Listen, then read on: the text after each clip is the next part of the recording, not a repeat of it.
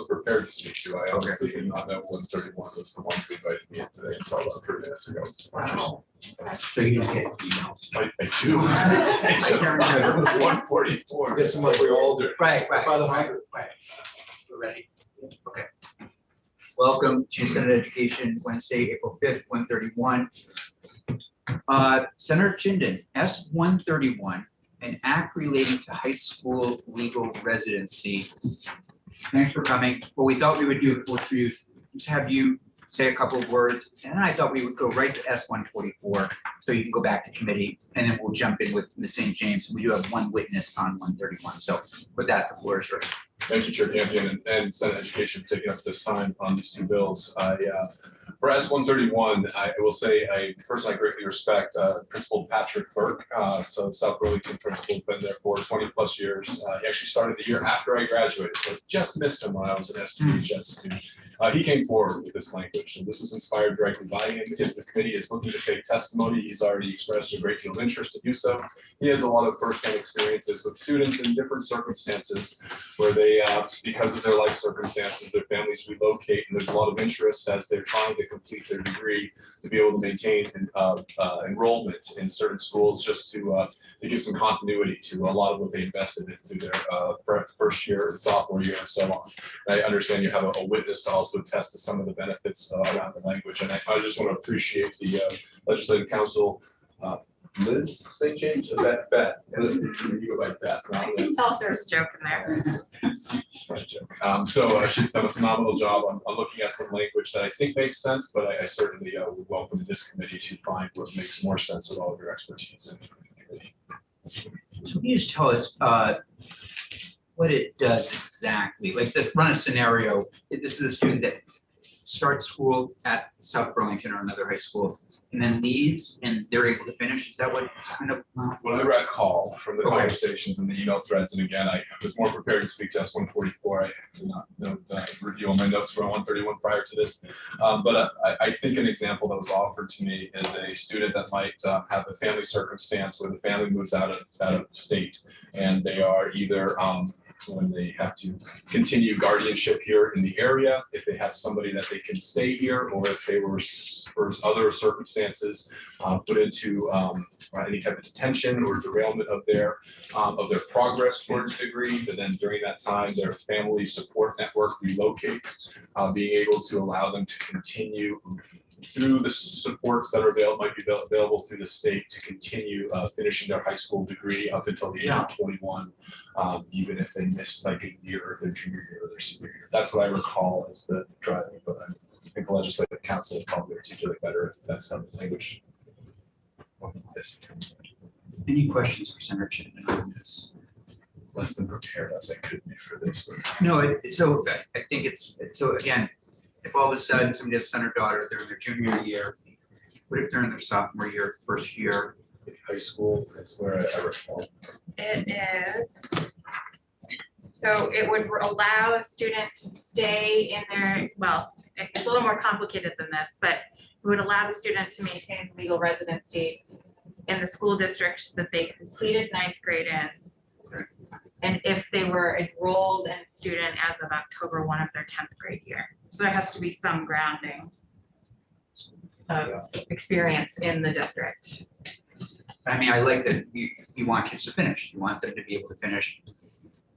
It could be an inhibitor if they have to enroll in a new high school at 19 and catch up. But if they have some connections with that area and know the principal, if they know the principal and the teachers there that have the supports already in place and those relationships, it's a way to get these kids to finish their high school degree. They could be doing 3 years in California, back in Burlington. Is that accurate?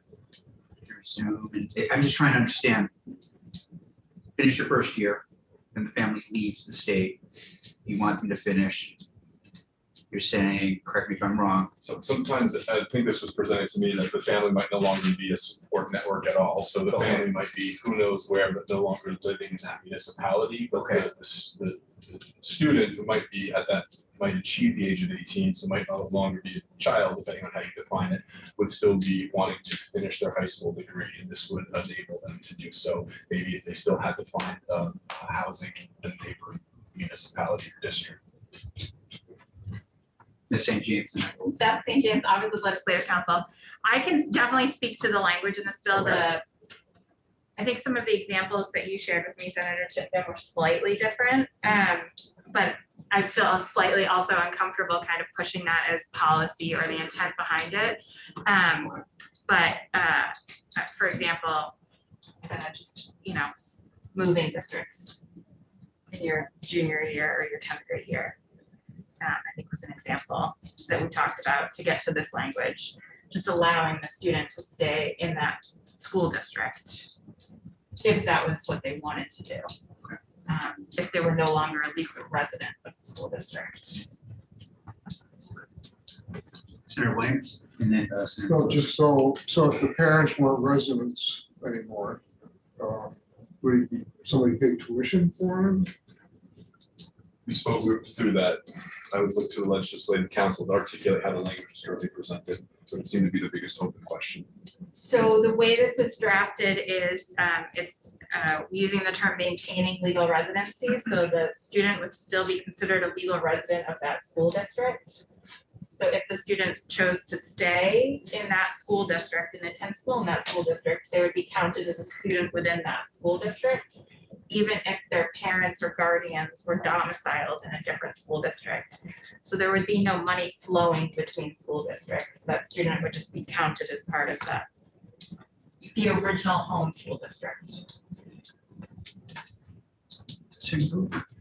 I just wanted to say, we're gonna get some testimony that will bring this to life for us, but also, I think given our current situation with the amount of rental properties that we have and folks needing to rent, just that environment, I think this is a really important bill.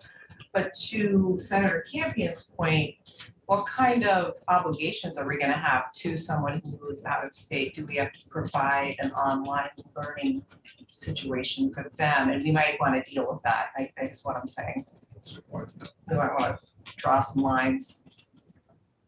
Yes. So would they have to have somebody here be appointed as a guardian for the child?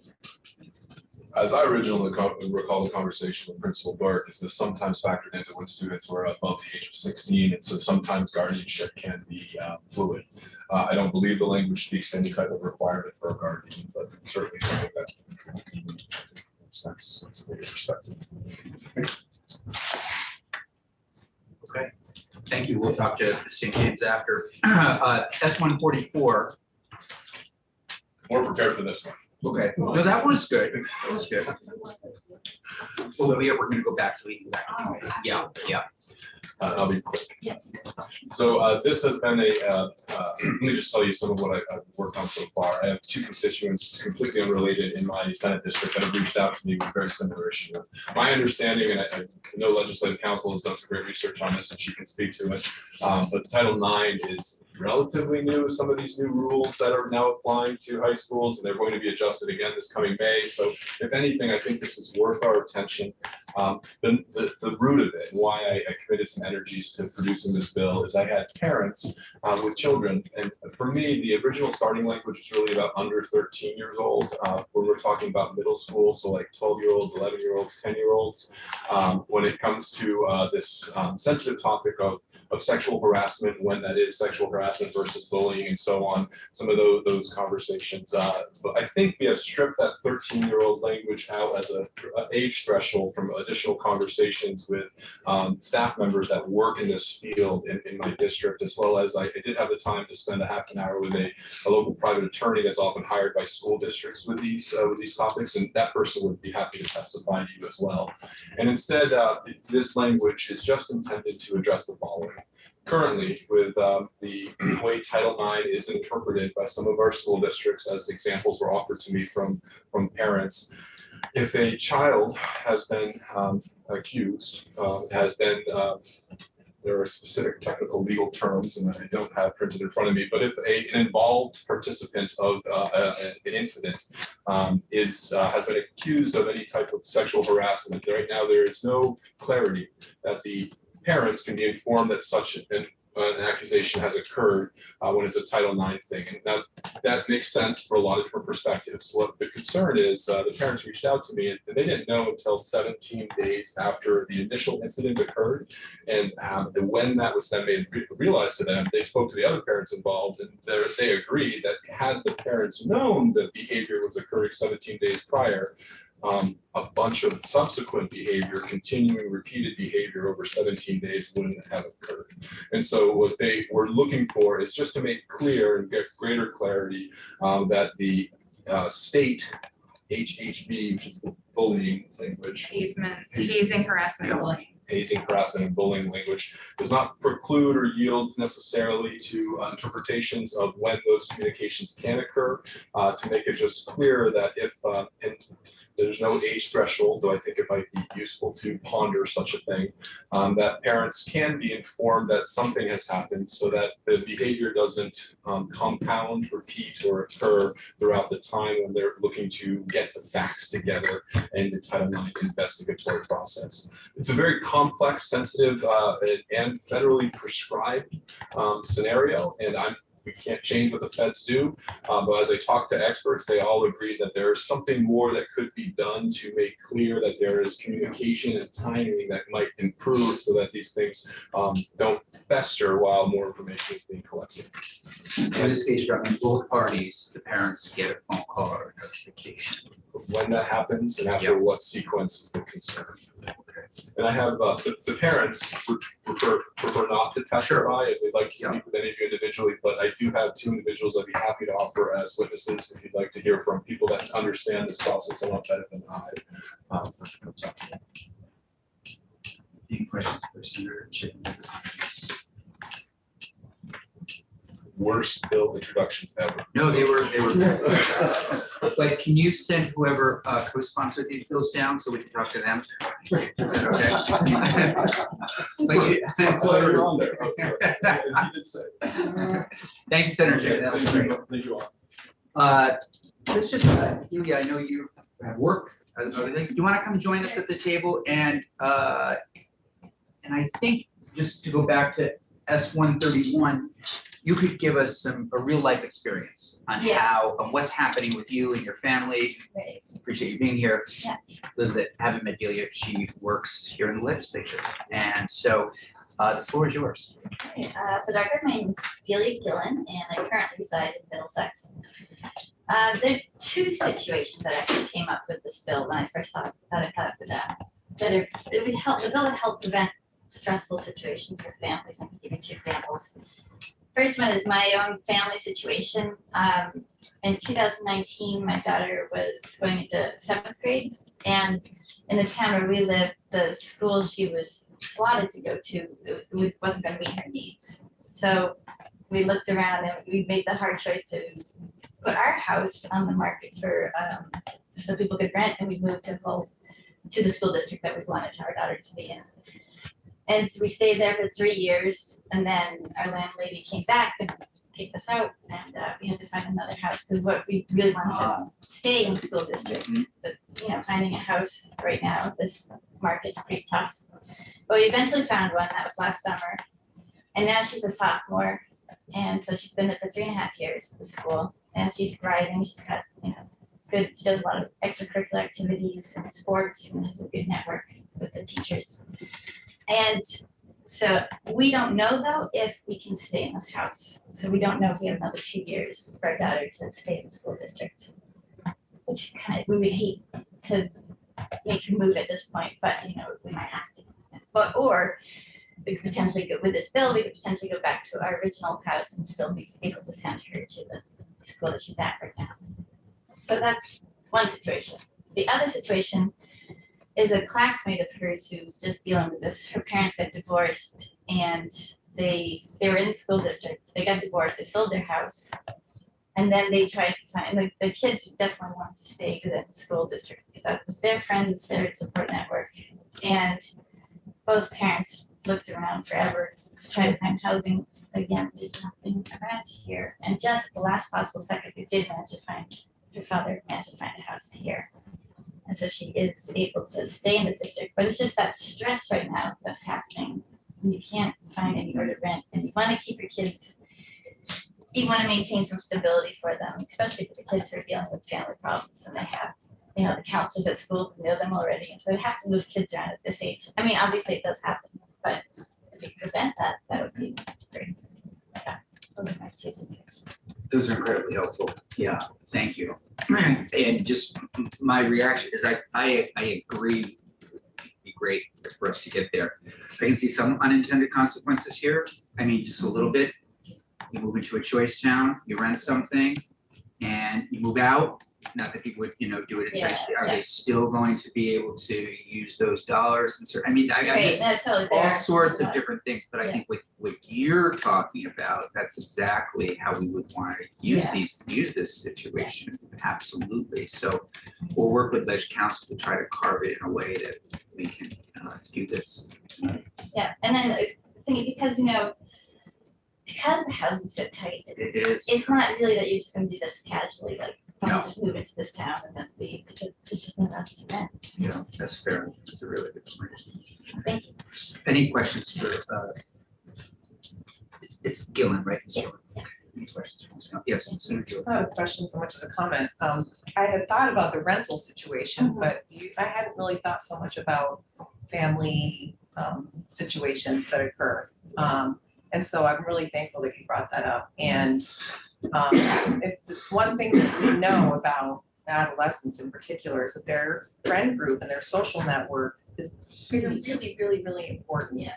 And in a moment of crisis, that so many experience, to have that stability is so important.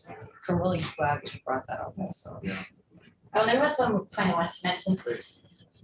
There is, in the school that my daughter's in right now, there is a lottery system where you can, if you're in a different school district, you can try to get into the lottery and get into the school. But the problem is if you're in school already, you can't join that lottery because you need to be in the other school in order to put your name in the hat for the lottery. So there's no option. So they, you know, you just can't use the lottery system. So this would help with that situation as well. Any other questions for Ms. Gillen? It's very helpful. Thank you very much. Yeah, we'll stay in touch and we'll stay in touch with us and figure this out. Thank you. Thank you very much. St. James. Yes. Before I lose my thought. Yeah. Can we get some legal conversation about the words harassment, bullying? Because I know words are, the meanings are important. Yeah. I want to get them all understood, so maybe we can do that. Yeah, that's a great point. And they're going to come up a little bit when we talk about Senator Chittenden's bill. And then we also, I think the Human Rights Council is coming in next week to also talk about it.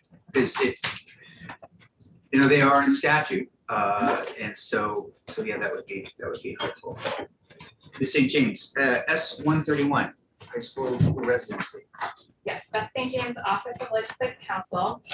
So S-131 proposes to make an amendment to section 1075 in Title 16, which is the legal residence definition. So in Vermont, you go to the school district where you are a legal resident. That's your school district. That's the budget that you're voting on. Theoretically, your taxpayer money is funding, you know, your property taxes are tied to your per pupil spending in that school district. So right now in state law in 1075, your legal residence is defined as where your parents live for a student, for most students. Resident means, if we look on page 2, line 9, subdivision 3 there, means a person who is domiciled in the school district and who, if temporarily absent, demonstrates an intent to maintain a principal dwelling place in the school district indefinitely and to return there, coupled with an act or acts consistent with that intent. The term temporarily absent includes, and then there's some, there's a reference to the term in Title 17. So the what's important here is line 16, I think. So if a person moves to another town, the intention of remaining there indefinitely that person shall be considered to have lost residence in that town. And just so everyone knows, the bills are in your packet, these happen to be stapled today. It's fine. So if a person moves to another town with the intention of remaining there indefinitely, they are considered to have lost residence in that town. So what this bill proposes to do is add a subsection at the very end of this section, and there's other provisions in 1075 that deal with state place students, what is their district of residence, homeless students. So there are some other provisions in 1075, and we can look at, the bill does not include, for our drafting convention, we don't include, if we're not making amendments to it, we try to not include that language. So we can look at the other provisions of 1075 when we have more time, if you wanna see more of the kind of, the ways that current law deals with other, different circumstances other than just your parents are domiciled in a certain place. So on page 3 of the bill, it's adding subsection K, which reads, notwithstanding subsections A and H of this section for the purposes of this title. So we're keeping it to education purposes only, right? Not voting, not, for statewide elections, et cetera. A high school student may maintain legal residency through graduation in the school district the student is enrolled in on October 1 of the student's 10th grade year, if the student completed 9th grade in the same school district, regardless of whether the student or the student's parents are domiciled in that school district after October 1 of the student's 10th grade year. So it's not just anyone who moves out of school district. This language is specific to students who have at least gone past October 1 of their 10th grade year, and they've done 9th and that little bit of 10th grade in the same school. What's the intent of the October 1 date? If they've completed 9th grade? So to Is the, enrolled in on October 1, Why not June 20? not at the end of the last. so you have to ask the sponsor about intent with that date. But I believe it's to tie this, to have some sort of tie to the school district. Other than just you get in for 9th grade and then you decide to go out. October 1 was the date suggested as kind of the, So hey, we can see that you're here and this life event has happened beyond your control. But that's certainly a policy decision on the limitations you place there. okay, the only thought I'm having is as a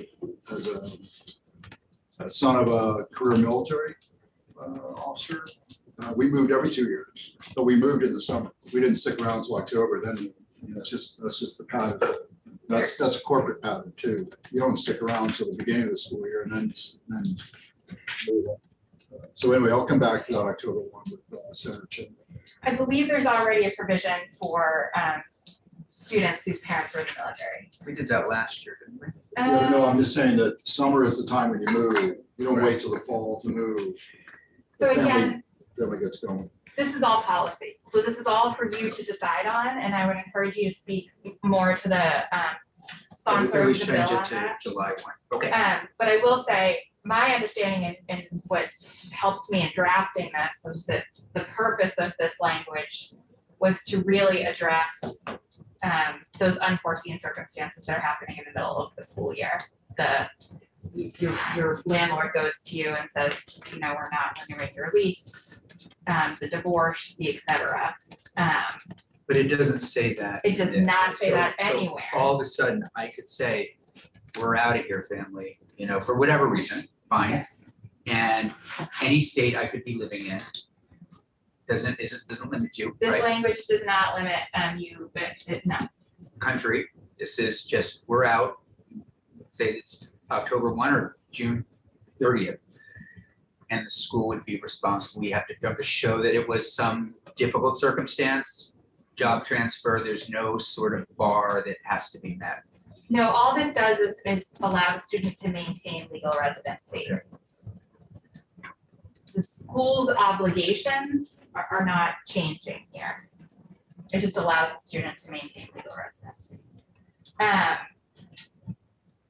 There are some other places that are currently in state law that don't do exactly that, but do allow for more. So there is the high school choice program, which I wonder is what Delia was perhaps referring to.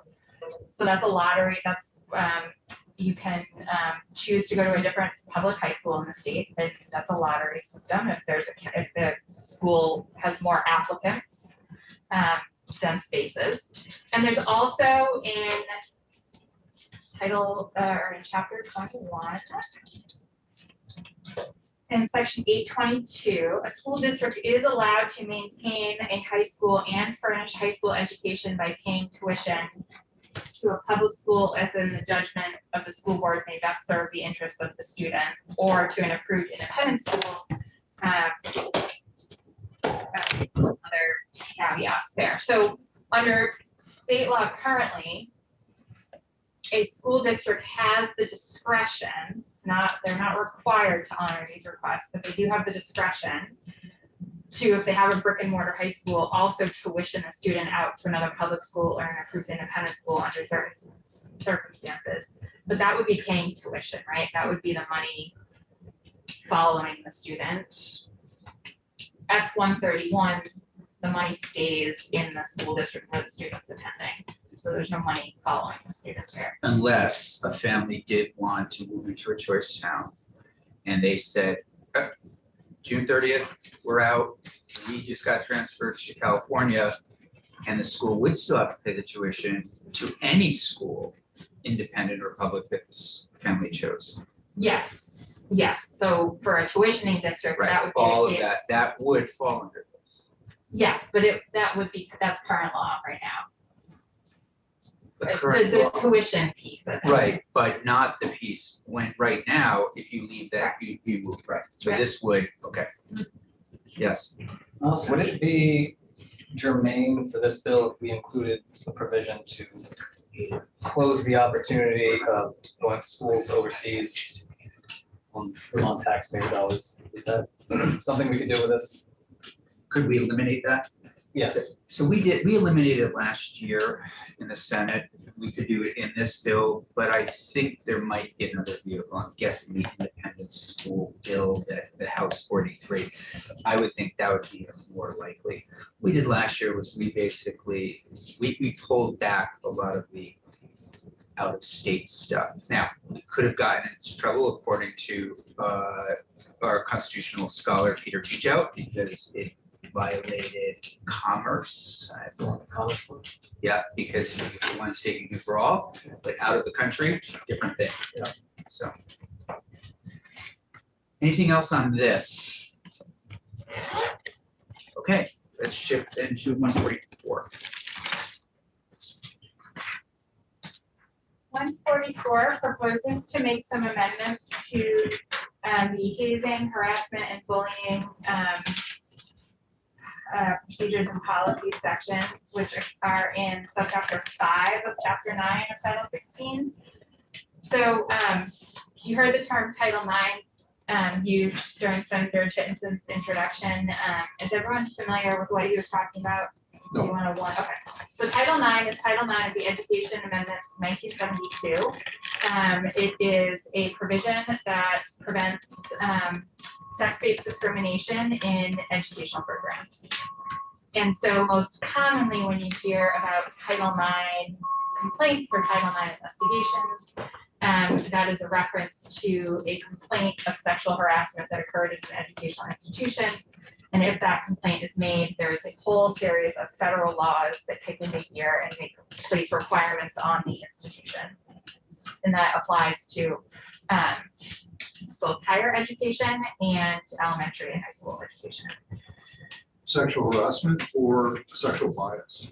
Sexual harassment is defined in Title IX. I do not have Title IX in front of me, and there are actually undergoing, so Title IX, the Title IX regulations are rules, and the rules typically, I don't want to say typically, the rules were updated under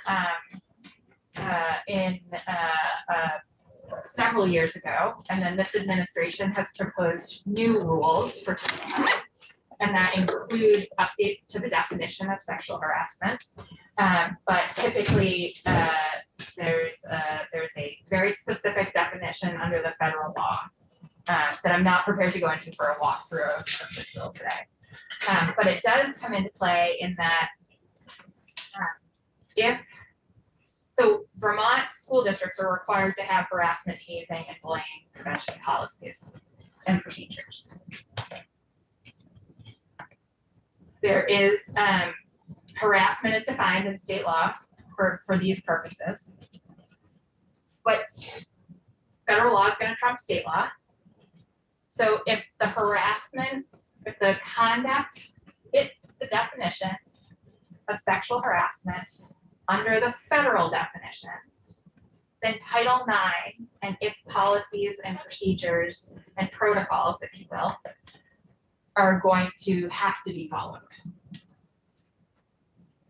And so what this bill does is it requires, again, the intent behind it and the goals of the bill. I think the sponsor spoke to a little bit here. But what this bill does is it adds specific provisions to the state requirements, requiring notification to both parties involved within certain time frames. The Title IX complaint and investigation process is a different timeline than the state policies. There are different requirements, and really specifically, Title IX prevents taking any disciplinary action until the whole process has been completed.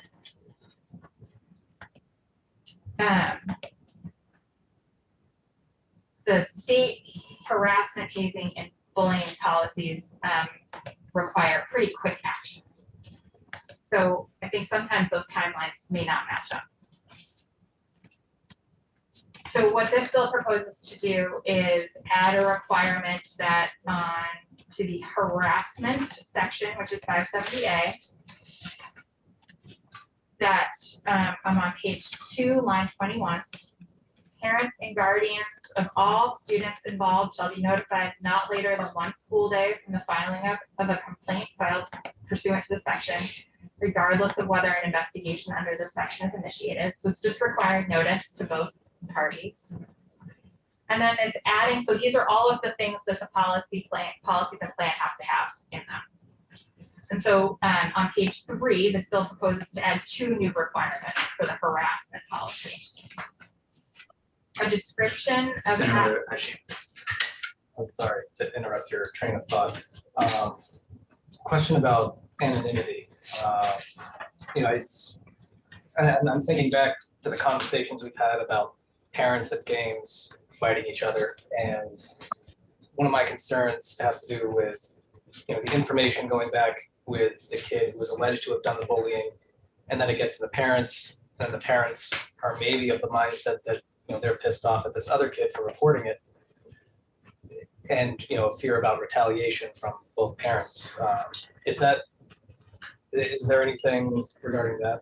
So the state law requires school districts, and so what it really requires the agency to do is to develop a model policy, and then school districts to adopt policies that are at least as stringent as the model policy. But it requires them to come up with that process. Okay. So the state law doesn't specify specifically what that process has to look like. It requires a procedure for investigating reports of violations and complaints, and looking at subdivision 5 here on page 2. And then added to that procedure must be a process for notification. So it's not prescribing specifically how that has to happen. Does that answer your question? It does, yes. For Thank now. you. It does. For now, thank you. And sorry for interrupting your train of thought there. So on page 3, line 8, adding 2 new requirements to what needs to be in the harassment prevention policy.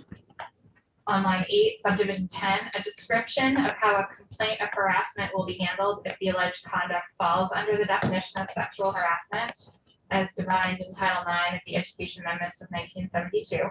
So if you've got that, I don't want to say conflicts because I don't I'm not going to use the term conflict, but if you've got a complaint that state law prescribes one process and the federal law prescribes another, families should know how the schools are going to handle that. And so tell us how you're going to handle it.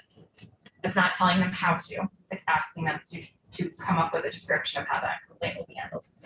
And then 11, subdivision 11, requiring a procedure for offering supportive measures to all students involved in a complaint of harassment under the subchapter.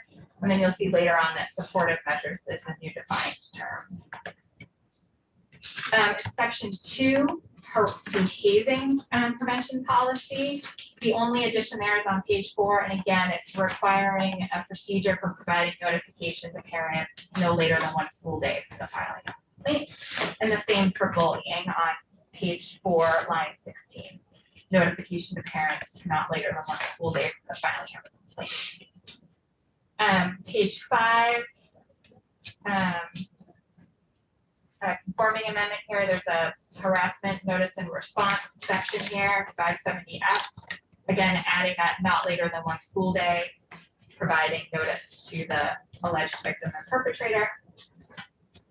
And then section 5 is amending the definition section of this subchapter. So this is the subchapter that's dealing with the hazing, harassment, and bullying prevention policies. You'll see on page 6, it's adding subdivision 5, which is the definition of supportive measures.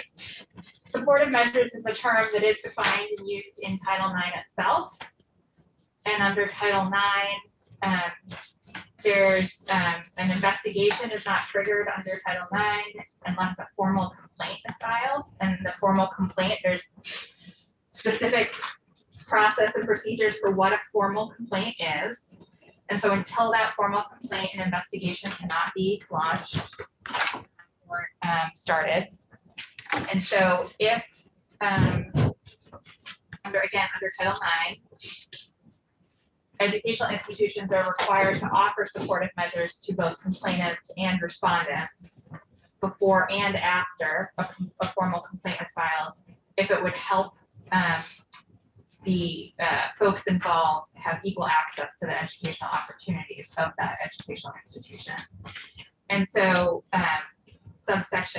subdivision 5 is borrowing almost verbatim, but with some minor changes to make it fit better in with elementary and high school environment, what supportive measures means. And it requires school districts to offer supportive measures prior to the resolution of any harassment complaint under state law.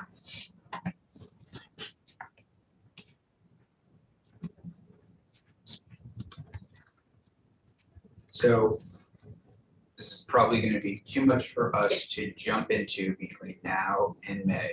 Oh, okay. I thought you meant just now. Yeah, no, I'm guessing Yeah. we could, given the board and given where things are at, but we'll see. But for now, this is a good overview. And any questions from the same change? We're going to postpone Senator Kulik, who's going to introduce at 1:50. Just we can always move back to her, but we're going to move forward with financial literacy. And is yep, great. There. Yeah, we're ready. Yeah. Right. Oh, we don't see her. Oh, I'm sorry. Yeah. Is she? Hey, Jess. Sorry. I'm here. Terrific.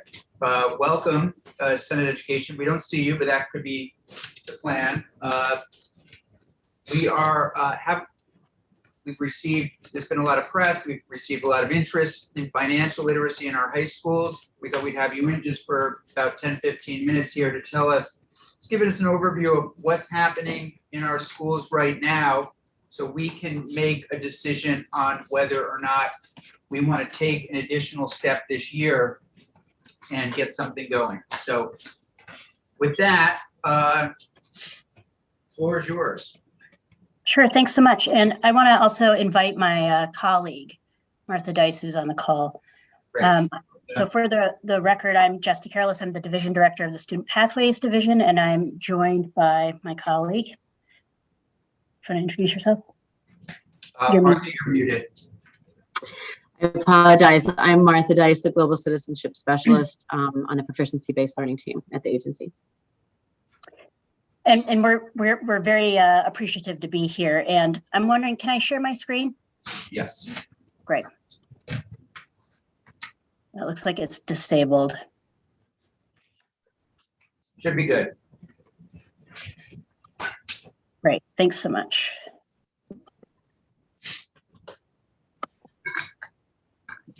Okay, can everyone see the screen? Yep. Great. So again, thanks so much for having us here to talk about H228. We're gonna just start with doing a quick review of what the bill is proposing. Yes, just so you know, we didn't ask you here for H228. We don't have that bill. We just want to understand what's happening. It's a House bill. They haven't taken it up, so we don't know what's in it.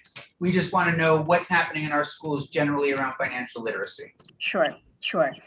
So I'm going to then turn it over to Martha. And Martha, do you want to jump down to the summary of current activities? Sure. There are several things that are happening. We are currently in development of a module that will support CTE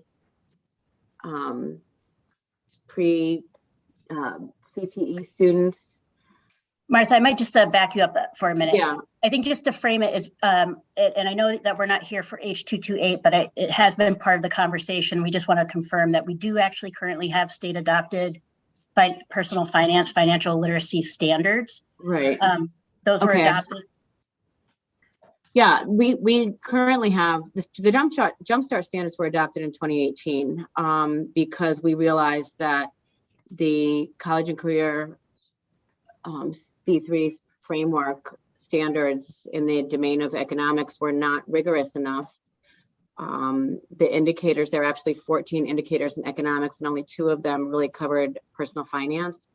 So when I got the social studies standards adopted, we immediately turned around and surveyed the field as to what they were interested in regards to how they felt that personal finance should be taught and learned in a proficiency-based flexible pathway type of system, and which standards that they preferred. And they did prefer the Jumpstart standards. So those were brought for adoption in 2018.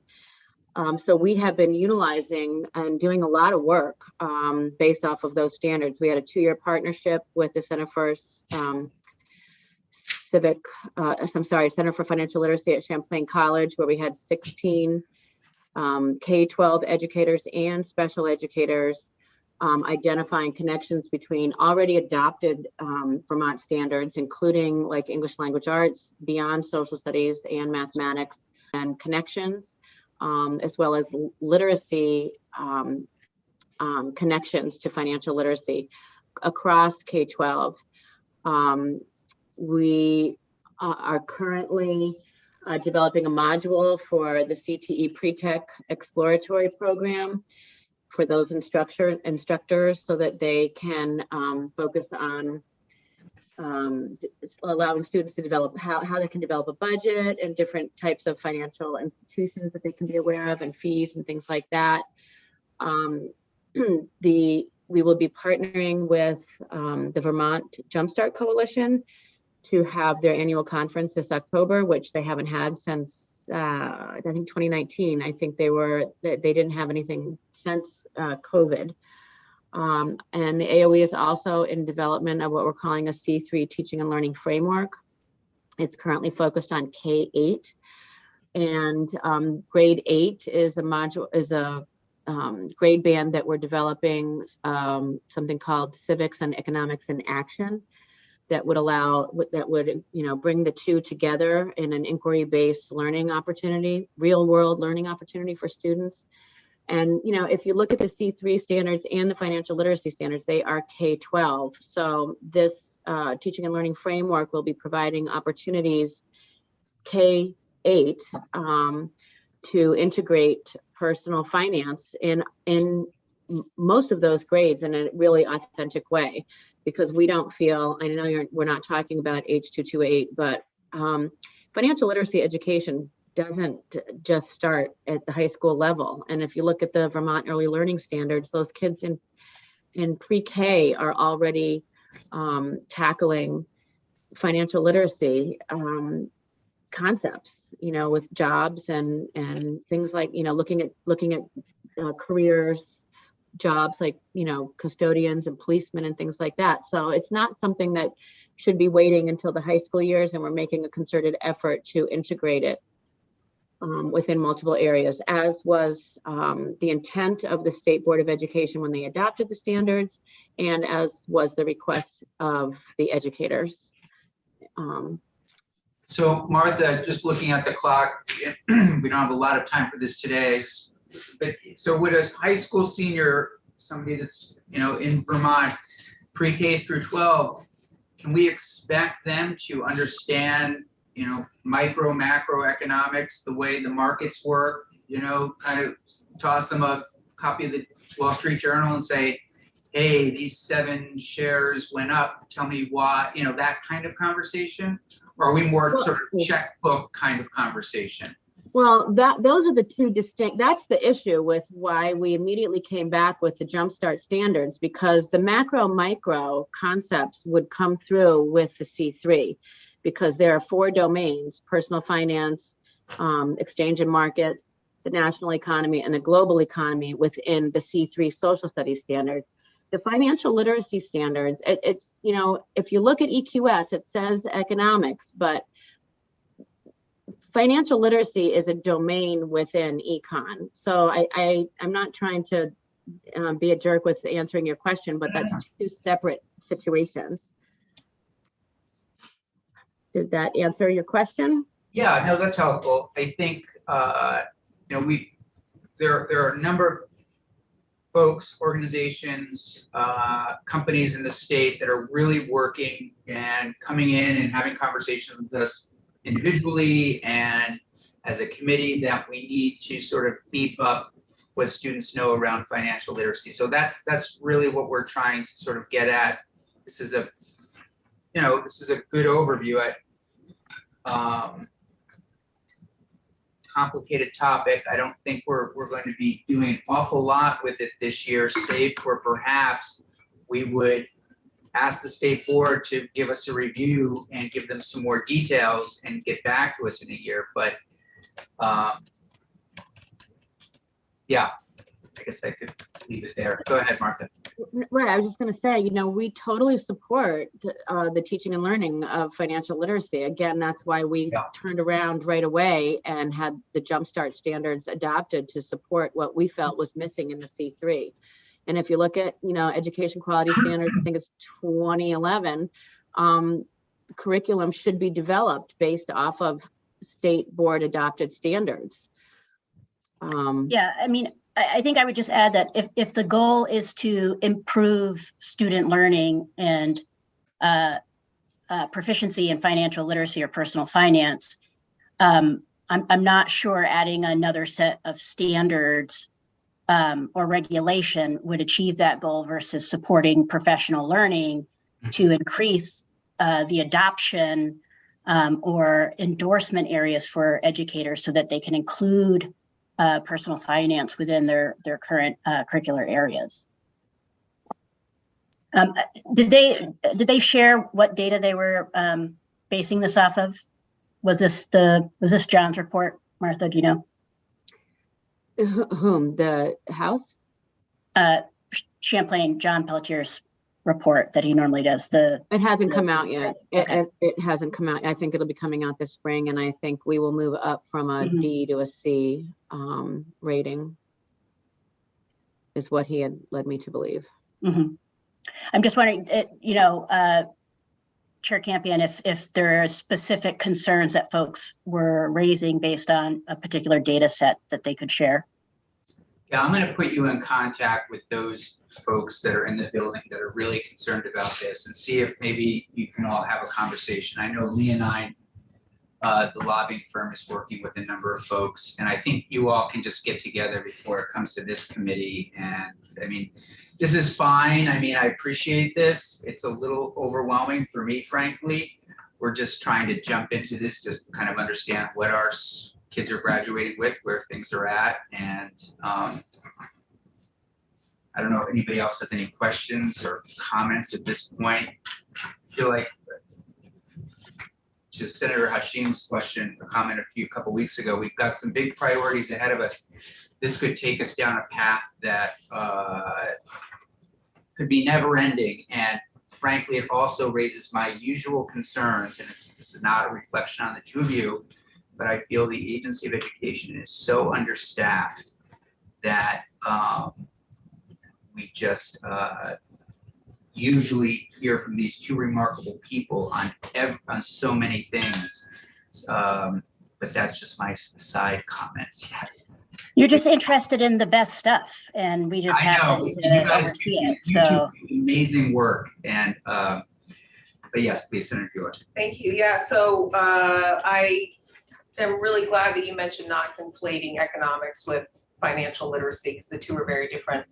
But I like to just bring it always back to equity. And I think financial literacy is a really critical equity issue in education. And I've heard from students in some of the school districts in my particular district who, I mean, they've written op-eds in Vermont Digger, and there've been, a lot of testimony to how their financial literacy course has really affected their lives in incredibly meaningful and important ways. And I mean, there is actually you probably know there's a ton of data out there around kids who grow up in families that have financial means and understand investment and have been able to purchase a home that builds wealth, how they are automatically set on a different path than kids who don't have that kind of access and those kinds of resources.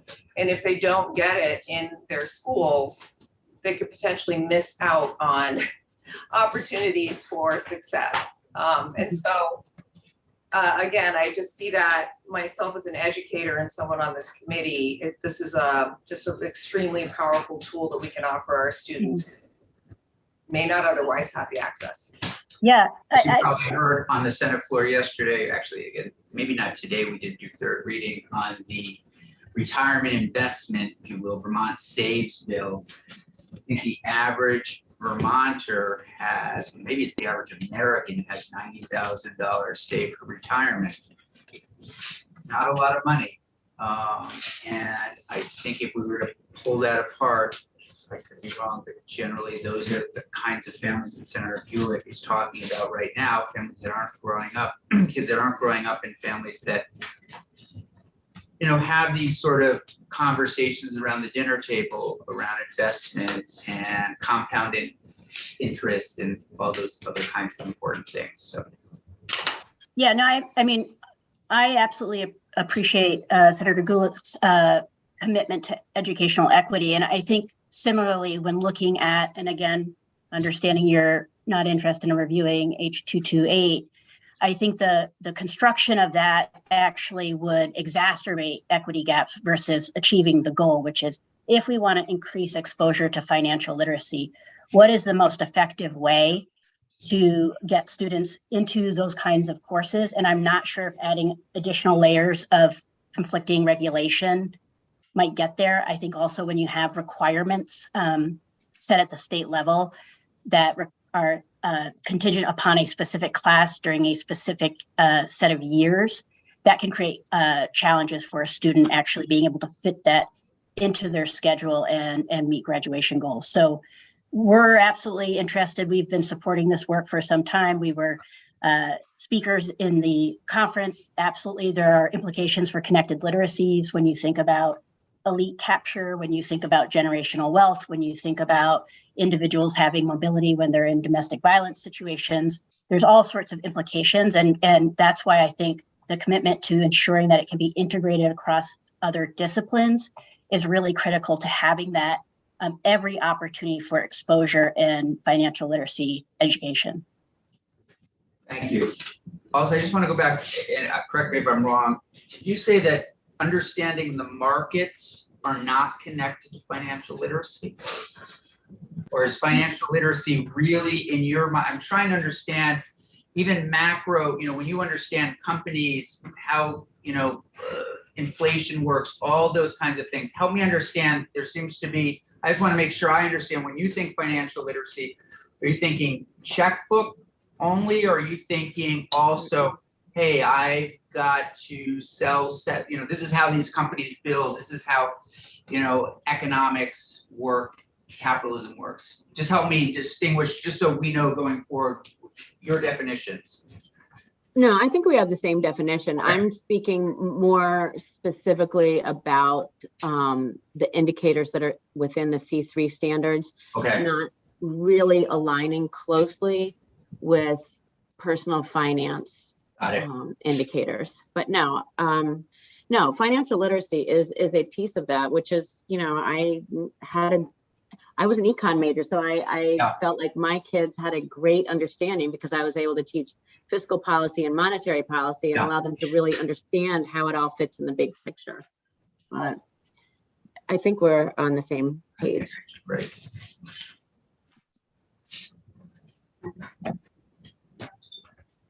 Mr. Robinson, did you want to comment on this? Ms. Gulick, Senator Gulick, thinks you're here for this reason.